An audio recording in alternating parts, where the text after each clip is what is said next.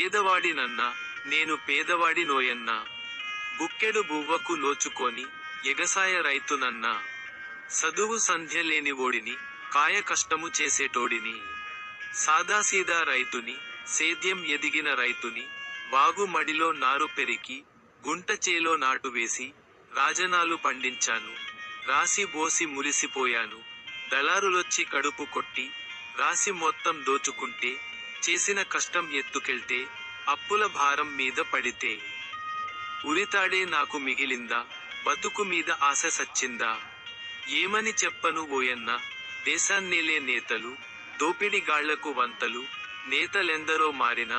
రైతు రాతలు మారేనా, ఆధునిక ఎగసాయమంటూ ఖర్చులు పెరిగి రాబడి తగ్గి, రైతుకు మిగిలిందేముందన్నా సత్తు కంచము నులక మంచము, చేసిన కష్టం దొరలకే సొంతము.